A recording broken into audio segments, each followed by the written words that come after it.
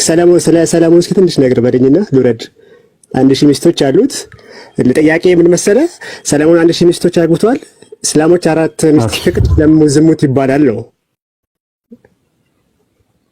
ወደኛ ሲመጣ ምን ማለትም ተደርጎ የማይታወቅ ነገር ለምን ይሆናል?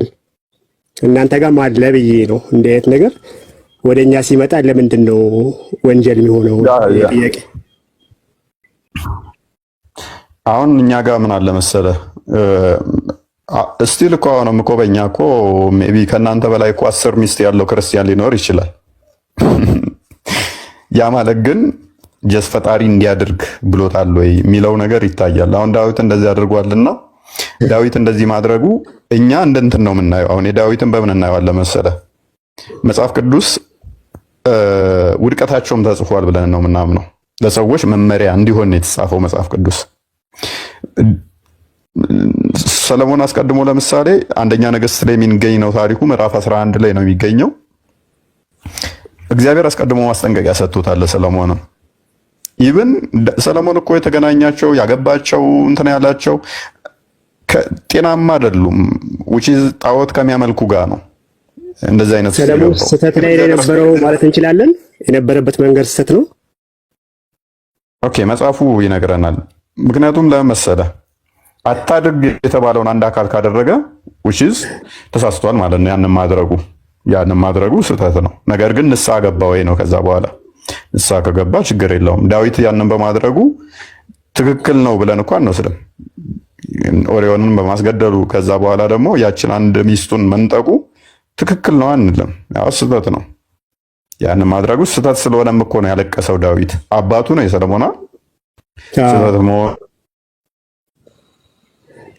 ገብቶት ነው ያለቀሰው። ስህተት ባይሆን ኖሮ ፈጣሪም አቃለኸኛል፣ መሰደቢያ አድርገኸኛል ብሎ አይለውም ነበረ። ጤናማ ቢሆን ኖሮ አንደኛ ነገሥት ምዕራፍ 11 ላይ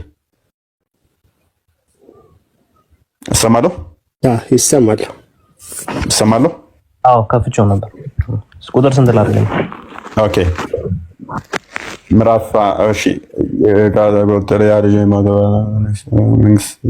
ጠፋች። ኦኬ አንደኛ ነገሥት ነው ካለ ቀዳማዊ ይቅርታ፣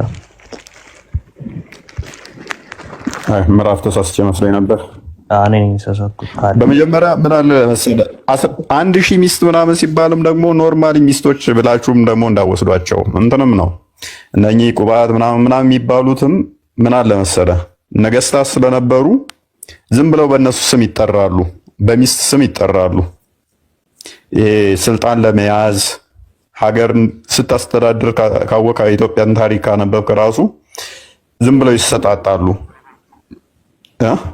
ኦኬ ይሰጣጣሉ፣ በዛው ስም ይጠራሉ፣ እንደ ሚስት ተደርገው ማለት ነው።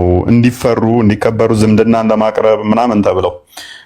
ሰለሞን ግን አስቀድሞ እግዚአብሔር ከልክሎት ነበረ።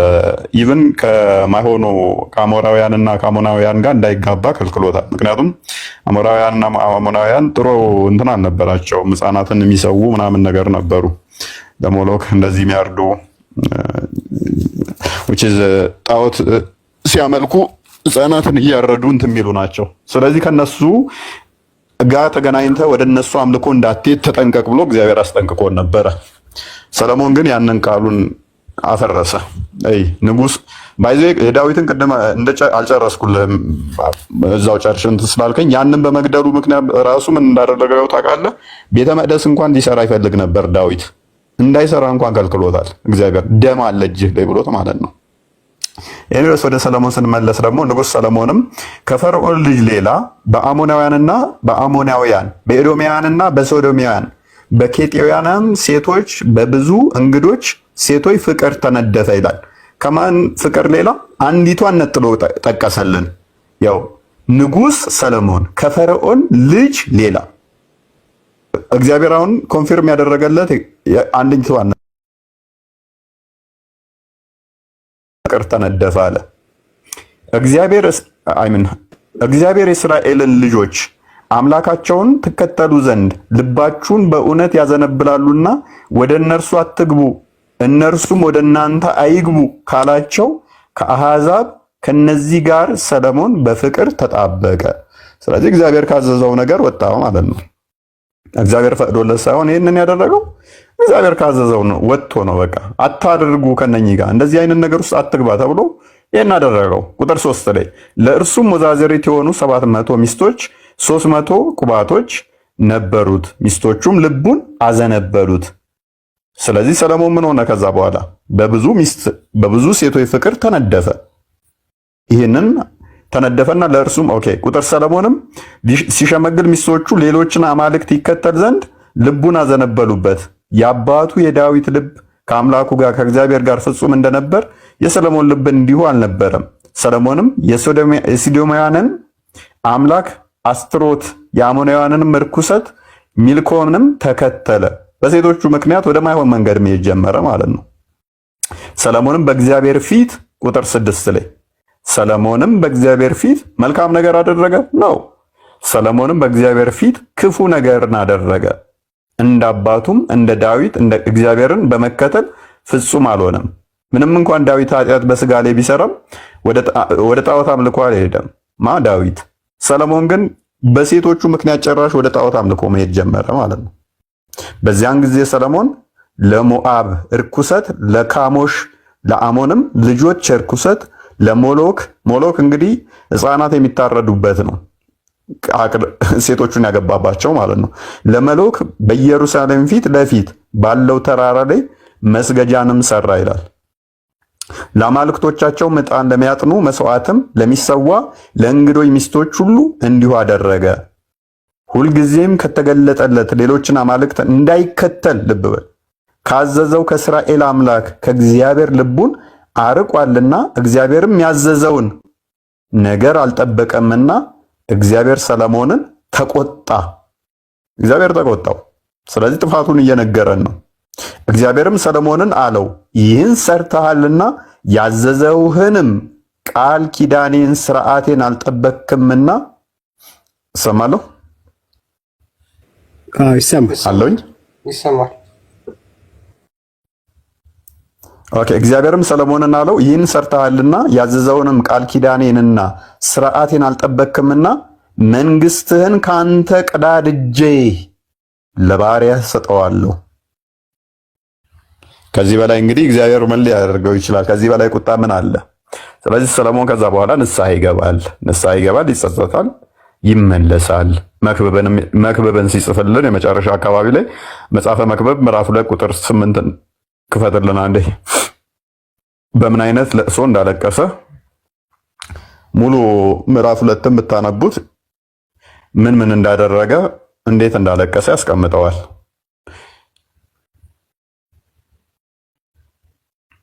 መክብብ ምዕራፍ 2 ቁጥር 8 ላይ እኔ ራፍሊ እንድልበለው ሙሉን አንብቡት እናንተ። ብርንና ወርቅን የከበረውንም የነገስታትና አውራጆችን መዝገብ ሰበሰበው፣ አዝማሪዎችንና አርሆችን የሰዎች ልጆችንም ተድላ እጅግ የበዙ ሴቶችንም አከማቸው። ምን ያህል ሴቶች ነበሩ? ወደ 1000 ሴቶች ነበሩ። እነኚህ ሁሉ አከማቸው አለ።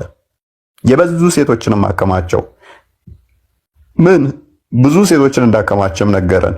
ታላቅ ሆነው ከእኔም አስቀድመው በኢየሩሳሌም ከነበሩት ሁሉ ይልቅ ከበረው። ደግሞም ጥበቤ ከእኔ ጋር ጸንታ ቀረች፣ ዓይኖችም ከፈለጉ ሁሉ አልከለከለዋቸውም። ምክንያቱም እግዚአብሔር ወደዛ እንዳትመለከት ብሎ ነበር፣ እሱ ግን አልከለከለው ነበረ። ልቤም በድካሜ ሁሉ ደስ ይለው ነበርና ልቤን ከደስታ ሁሉ አላረቀወትም። ከድካሜም ሁሉ ይህ እድል ፈንታዬ ሆነ። እጄ የሰራቻቸውን ስራዬን ሁሉ የደከመውበትንም ድካሜን ሁሉ ተመለከተው። እነሆ ሁሉ ከንቱ ንፋስንም እንደመከተል ነበር፣ ከፀሐይ በታችም ትርፍ አልነበረም። ስለዚህ በምድር ላይ ያደረጋቸው እነኚህ ብዙ ሴት ያከማቸው፣ ብዙ ወርቅ ያከማቸው፣ ዓይኖቹም ከፍላጎቱ ሳይከለክል ወደዛ ትመልከት የተባለውን ተመልክቶ ልቡን ያስደሰተባቸው እነኛ ሴቶች ከንቱ ድርጊት እንደነበረ ሲገባው ምን አለ? አንድ ያስመርልኝ። የቱ ጋር ነበርኩ? ሁሉ ከንቱ ንፋስንም እንደመከተል ነበር፣ ከፀሐይ በታችም ትርፍ አልነበረም አለ። ምክንያቱም ለጸጸት ዳረጉት።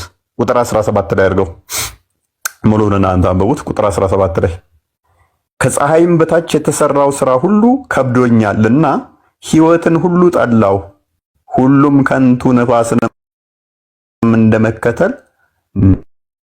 ስለዚህ ከዚህ በላይ ጸጸትና ንስሐ ያለ አይመስለኝም። ይሄ ንስሐ ገባበት። ባይሆን ግን ሳሂህ አልቡኻሪ 52:42 ላይ ሱሌማን እንደ እስልምናው በአንድ ሌሊት ከመቶ ሴቶች ጋር ወሲብ ያደርግ ነበር። ይሄን ታውቃለህ? እስላም ነብዩ ሱሌማን አላውቅም። እሱ አላህ ከልክሎ ሳይሆን እንደውም አላህ ይፈቅድለታል። እንደዚህ ብለህ ሴክስ አድርግ ነው የሚለው እንደው። እሺ ሐዲሱ እንደዚህ ይላል።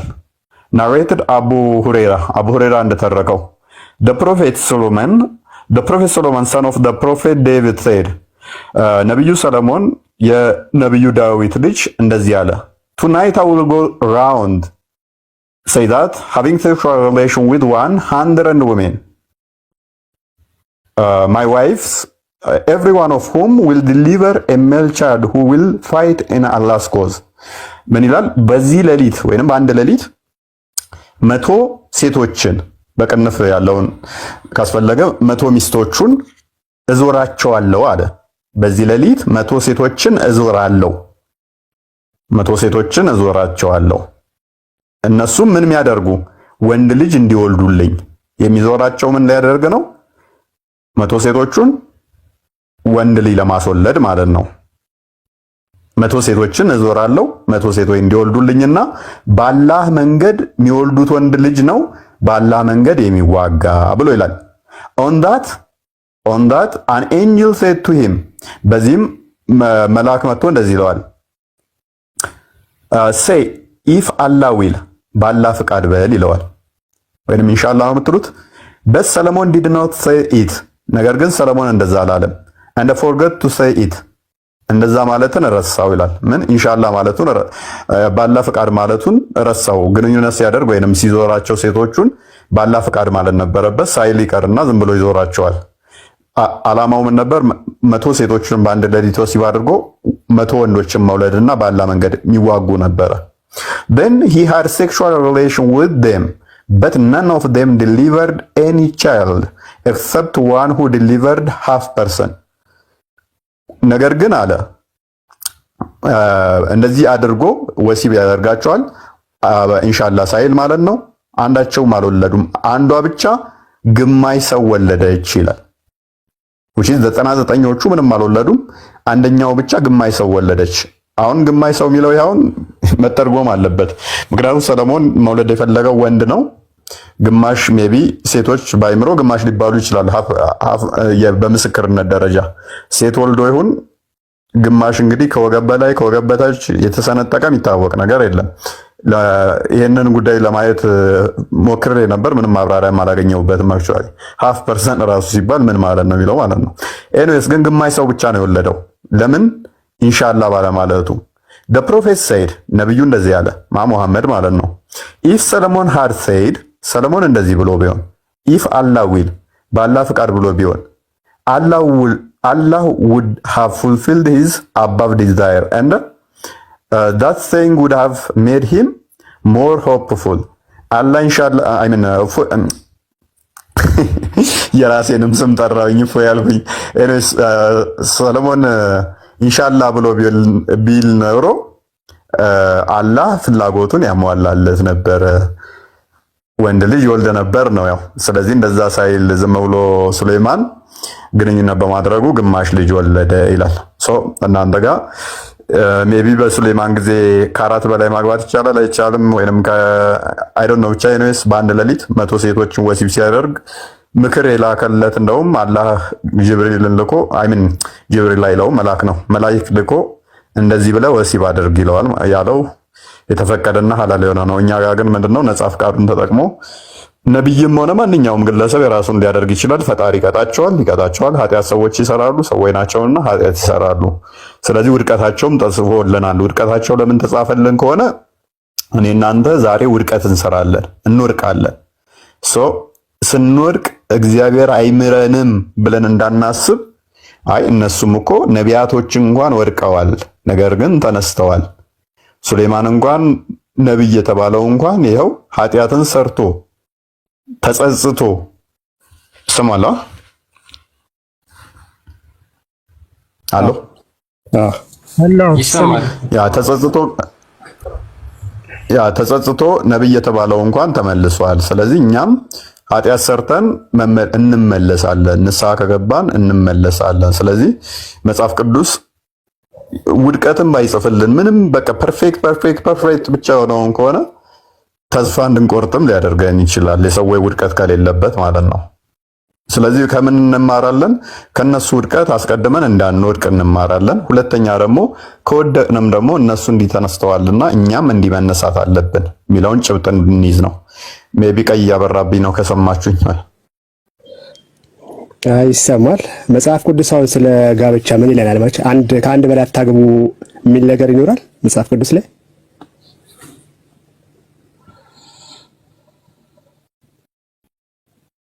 ምን አልክ?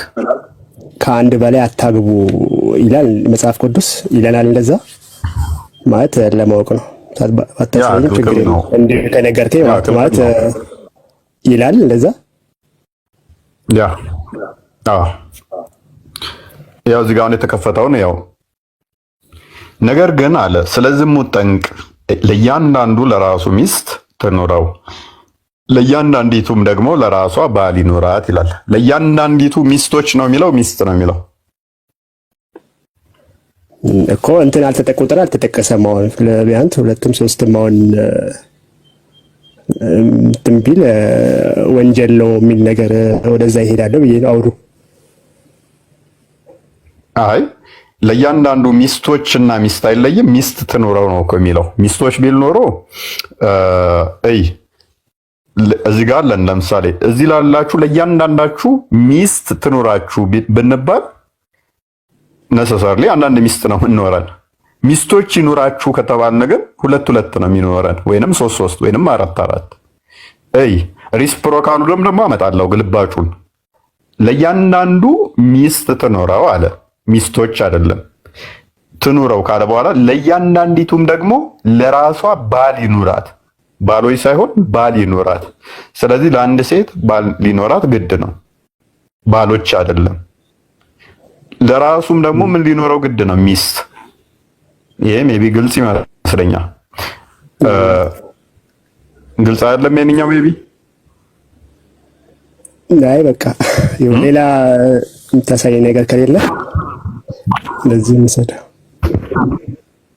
ሜቢ። እሺ አንድ ነው ልድገም። ከፍ አድርጉኝ እኔንና እንዴ ላሳየው። ተኝቻለሁ ወለ እናንተ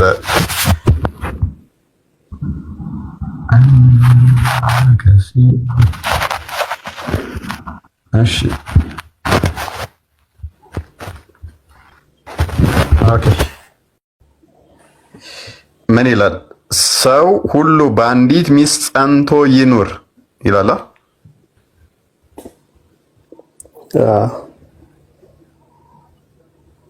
እሰማለሁ። ይሰማል።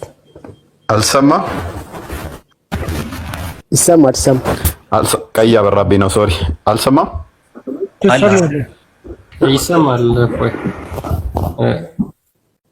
ቀለሚቶስ 39 ቆንስጣንጢኖስ ካለ ኔትወርክ ትንሽ መጽሐፈ ቀለሚቶስ